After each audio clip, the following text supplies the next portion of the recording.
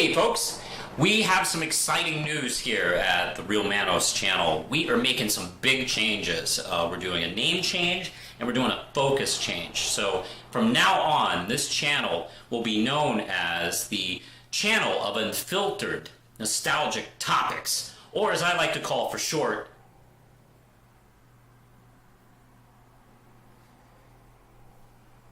we'll just stick to the Real Manos.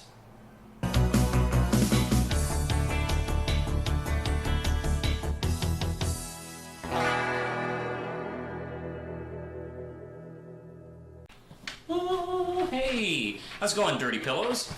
We have a new episode of the Weekly Manos where we talk about the week in geek, and I make sometimes jokes about them. So, let's get going, shall we? The new Dark Phoenix, the X-Men Dark Phoenix trailer has come, and the movie's been delayed. The X-Men Dark Phoenix trailer has premiered, getting people interested, I guess, is a strong word. And the film, unfortunately, has also been announced, like, almost immediately afterwards, a move from the February 14th, 2019 release to a summer blockbuster release with a new date of June 7th, 2019, which, of course, has a lot of people instilled with confidence, because, let's face it, Disney pretty much is going to be taking this over. And there's just a few films that were just kind of like down the road that are now kind of like, I don't know, like kind of shit out of luck, really. Like the New Mutants trailer, I thought was really interesting and had a really engaging tone, like, oh, it's going to be like a horror film. And there is like a horror aspect to the X-Men universe, and that's not really been approached yet in film. So that was kind of a cool idea. And that's supposed to come out in April of 2018. And now we got this X-Men film, the Dark Phoenix, which has been kind of like prompted as like the end of the series. I know some people have been thinking like maybe Logan should have been the end of the series, but I don't know, it is what it is. It looks interesting. I'm willing to give it a shot. I've been a fan of the X-Men franchise from Fox. They've had some highs and lows, and you know what, I can't blame them. Look, they've done the best that they could. They didn't have the hindsight of the Marvel Cinematic Universe to play off of, and when that did explode, they have kind of like, I don't know, I think they've kind of learned how to adjust. I think they've done some really interesting things over the last few years. And of course, God, a lot of good acting, a lot of good like performances in these films, excellent casting. So, I don't know, it's going to be, I'm a little sad to see it go, while at the same time I'm very excited to see what the MCU does with the X-Men franchise. I'll probably talk about that a little bit more at length in a future video, because, you know, let's get this stuff out of the way. The trailer looks fine. It does look a little bit more downplayed than some of the others, like First Class and Age of Apocalypse, and of course Days of Future Past. They all had a big, spectacular, epic quality to them. This almost feels a little bit like it's slightly less budgeted, at least from the trailer that I saw. It's also kind of looking like a redo on X-Men 3, which is kind of like weird. Like it feels basically like them taking a mulligan on the Dark Phoenix storyline, which unfortunately for Marvel Studios, like, are they going to touch the Phoenix thing? They've already like done it twice in like what, 10 years or something like that. Yeah, I don't know. It might be forcing their hand to play some different ideas, which would be cool. Thank God. Let's get away from the Phoenix story for once. The X-Men is like a 50-year franchise. They have more than like the Phoenix story or Wolverine. Like, oh, it's Wolverine and Phoenix, blah blah blah. Like, look, they did other stuff. Let's talk about it. So, with that, I'm sad and excited at the same time. If that makes any sense. All right, let's talk about a new topic, shall we? And Kathleen Kennedy renews contract for 3 more years. Catherine Kennedy, who has been the steward of the Star Wars universe since 2012, has signed a 3-year extension that will keep her with the company through 2021, Disney has released 4 Star Wars films with a global box office revenue approaching $4.5 billion. And of course, if you listen to all like the toxic know-it-alls on YouTube, she was out the door. They were going to fire her over Solo, for God's sakes. And that was going to be the end. Thank God we can get back to our non-political Star Wars movies with no humor, because these are all like super serious. I can't believe that the toxic fans were wrong about this. It's amazing. Oh my God. Because, I mean, hey, okay, so the 3 other films are in the top 15 of all time biggest moneymakers, but Solo didn't make it as much money. She's out the door. And, like, I don't know if it's annoying. It is seriously like getting mad at Kevin Feige that Ant-Man and the Wasp didn't make Black Panther money. So, oh man, he's fired. We gotta get rid of that guy. Didn't make as much as Black Panther. These films always have to make super duper billions each time out. Let's ignore the fact that Solo is a pretty good movie, and I think it will be better remembered as time goes by. It does seem to be in correlation with the end of this franchise. Like, we got the, I can't remember if it's 2019 or, I think it's 2019, the last of the Star Wars films are coming out, because they're shooting it now. Yeah, it should be coming out at the end of this year. We'll probably have another Star Wars story after that. There's talk about when the Rian Johnson trilogy will come out.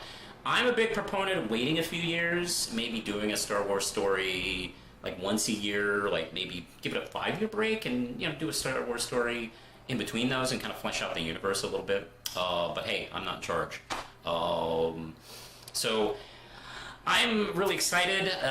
Let's see, she definitely deserves it. I mean, good Lord, she's gotten so much like crap and praise and everything. You know, look, 3-year extension, finish the work, do a great job, and I'm pretty happy to see, I don't know, this news come out, and anybody who's mad about it. So let's talk about a news story. I think the next one is, yeah, my favorite thing, Mystery Science Theater 3000. This past week, Mst3k announced that the date for the season 12 premiere, I keep forgetting this is Netflix, all the episodes premiere. Season 12 will premiere on Turkey Day. That is Thursday, November 22nd. And of course, it's super appropriate that it does that. You know, it's funny because that's the closest we could probably get to a Turkey Day marathon, because I was thinking, like, hey, Turkey Day marathons kind of don't really need to feel special anymore, because you could literally watch Mst3k anytime. It is everywhere. It's on Netflix and YouTube, and it's on, there's another streaming service we have called Tubi. We can watch it on Pluto. There's actually a channel dedicated on Pluto for Mst3k, and also one for Riff Tracks. And there's a Shout Factory one, which occasionally shows that stuff. You can watch it anytime you want. Why are you watching me? You can watch Mst3k right now. So it's nice that they were able to figure out a good way to kind of, like, you know, honor the Turkey Day years by debuting a whole new season of the show. I love it. It's great, and I can't wait to see what they talk about this time around. I have a feeling I'll know a couple movies, because they've done some live shows, and they did a couple of live performances of movies that they didn't do in season 11. So I'm hoping maybe we'll see those movies in 12. Maybe. I don't know. We'll see. They keep that stuff a secret. And yes, I will be doing reviews of the episodes when they post. I am super late. I was supposed to have had all the episodes of 11 reviewed by now. You get busy. So what I'm going to do is I'm going to try and finish up season 11 of reviews. I only have like 6 or 7 more episodes to review, so we'll just get right down to it. I'll just do the simple ones, not anything too elaborate. And then we'll get right into season 12. Can't wait. So, what do we got here? Next is a less serious note, in comics. It was announced this past week that Norm Brayfogle passed away at age 58, and I wanted to talk about it because I'm a big fan of Mr. Brayfogle, and if you ask me at any point of the last 25 years who was my favorite Batman artist, my answer would be Norm Brayfogle. He worked on Detective Comics with Alan Grant and shifted over to the Batman title, did the first year's worth of Shadow of the Bat. He is a co-creator on some of the 90s, 80s, and 90s Batman villains created with Alan Grant, like the Ventriloquist, Cornelius Stirk, Anarchy, and of course Mr. Zsasz. It was really kind of sad to hear this because his work was one of the things that really got me super excited about comic books again. I quit for a few years in my mid-teens, and when I came back, one of the things I noticed was his gorgeous and creepy artwork on Batman. It was just stunning, along with Alan Grant's story work. I was reminded almost of Marshall Rogers' take on Batman with the crazy big kind of like animated capes that did stuff that capes can't do and still be functional. He really played around with imagery. It was absolutely gorgeous, and I miss his work terribly, and I'm very sad to hear him pass away. He was only 58, which is not really that old.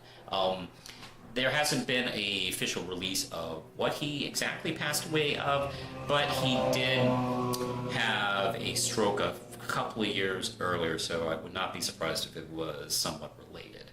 So if you haven't really seen much of Norm Brayfogle's work, I do recommend you look up his stuff. There's some of his stuff that's been traded, like The Last Arkham and Holy Terror, not the Frank Miller Holy Terror, but he had a Holy Terror book with Alan Grant, which was the first Elseworlds, if I'm not mistaken.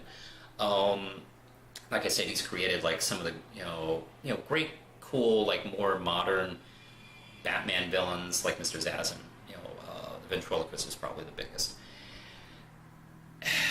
Man, it's just, and also of course he did the debut of Tim Drake. He was the first one who drew it in the comic series. Yeah. Neil Adams designed it, but Norm Brayfogle was the one to debut it, and he just kind of knocked it out of the park every time. Big favorites of mine was there is a 3-part story arc called I think it's the Telpa with Etrigan the Demon. It's 601 through 603. Awesome, cool story arc. The Mud Pack had all 4 clay faces teaming up together. Oh God, the artwork on that one is absolutely gorgeous. If you can find the Mud Pack, get that one. It's really good. And I just also The Last Arkham, which is the debut of Jeremiah Arkham, who was the ancestor of the guy who created Arkham Asylum. If you remember Grant Morrison's Arkham Asylum graphic novel, it's about how the original Dr. Arkham went crazy, and Jeremiah Arkham is the grandson, I think, or great-grandson, and he's taken over the place, and he's rather suspicious, and that's also the debut of Mr. Zsasz, and what a wonderful, creepy, like mystery in that 4-issue story arc. It's really wonderful, and especially the first issue, I think it's really kind of a knockout. Yeah, I'll just miss his work a lot, and I don't know, just how life goes. People come in, they touch our lives, and then they go. But at least in the case of people like Norm Brayfogle, they leave us with something to keep behind the entire time. So, thanks. Anyway, let's get on to less serious topics, shall we? And okay, we're going to move on to Comic of the Week, and that's where I take a look at a comic book that pushed my buttons. And yeah, okay, I talked about a Spider-Man book last week, but screw it, it's my channel, I can do whatever I want. And Spider-Man, Amazing Spider-Man number 6, or 807, is my comic of the week. And we have this building kind of story arc with a couple of the villains and what Vulture's got going on. We see, let's see, Taskmaster, and who's this guy that's been working with him? He is a newer character that I'm not quite familiar with. Black Ant, or I forgot his name. But anyway, they're working for somebody doing some shady shit. But let's get over to Peter Parker, and we get an explanation why he's living with the supervillain Boomerang, and why Boomerang isn't in jail or Peter isn't beating the crap out of him, but he's living with him. We get a nice, cool kind of like explanation that he actually helped the heroes out during the Secret Empire story arc and got a pardon. But he's still doing shady shit, like, and trying to kind of play it off, like, still kind of play, you know, be a villain, but still like, hey, look at me, I'm a cool guy. And Peter is a little bit on the broke side as usual, because he's going through his situation right now. And Boomerang takes him to the Bar with No Name, which is a Marvel setting, which is a bar that supervillains often approach. And without telling anybody who Peter is, well, he doesn't know that Peter Parker is Spider-Man, but he knows that Peter Parker knows everything about Spider-Man. So he takes him to win the Spider-Man bar trivia contest, and it's absolutely wonderful. Meanwhile, there's been some people spying on them with Kingpin, so we have a nice little build-up here. This is Nick Spencer, this is Roberto Ramos doing the art, filling in for, I think, 2 issues or something like that. I always enjoy Ramos on Spider-Man. I always think he's a good choice for this character. I love it. I mean, it's great to be back into Spider-Man, and this is a lot of fun, and oh boy. By the way, this cover's great. I love Mary Jane's expression right here. Because they're trying to, like, have a scene and kind of make out, and he's like, oh, hey, how's it going, guys? Get the fuck out of here, you super loser. Fantastic. I've never really thought seriously about Boomerang until, you know, this current series. It's just fantastic. Like, I never thought about this character. He's actually one of the earliest Spider-Man comics I ever read, and he's basically just a thug with boomerangs, and that's kind of how he's been forever, so it's really nice to see that. All right, let's get on to everybody's favorite subject here on the Real Manos. It's Get on the Pole! All right, now, last week we were talking about DC Comics and their decision to remove and edit out Batman's penis and Batman Damaged. It is really hard to say that without cracking a smile. So I did a poll. I decided to do a survey of the Bat poll, and this is what we have. Okay. Should DC edit out Batman's penis in digital and the future prints of Batman Damned? And we got a whopping 96% saying no and 4% saying yes. It's not often where fans agree on something, and almost less often that they're right. But yeah, everybody's right on this. This is a mistake. I mean, how could you not think that this would create a big reaction? Obviously, that's the reason why they let it happen, because this is Batman and it's a dick. And that would get a lot of people talking for their series, but oh no, they were talking too much, let's take it out. I don't know if that was always the plan, like, hey, we're gonna let this happen for a while and then remove it. That's a little shady. But, or maybe this is no reaction, like, oh, okay, all right, we'll pull out. No, don't pull out. So, I agree, they should not. All right, now we have another subject for the Get on the Poll, and we are going to be talking about the X-Men Dark Phoenix trailer. Does it have you excited for this film? Yes or no? Answer me, damn it! So, you can hit me up on the Real Manos Twitter and answer. That's where the poll will be up for the next couple days. And speaking of like links, you can hit me up on, you can follow my adventures on at the Real Manos. You can also find me on Real Manos on Facebook. Also, I have an Instagram, and you can check out Red Knight. It's got a Facebook on its own. Take a look at that as well. And I also sell books. I have this big fat novel I wrote. I'm like a smart guy. And it's about vampires, and it's perfect for the Halloween season if you love like disco and mafia and horrible, horrible violence. This is probably your book. It's Divita. It's available on Amazon or Barnes & Noble. You can order it off any one of those sites.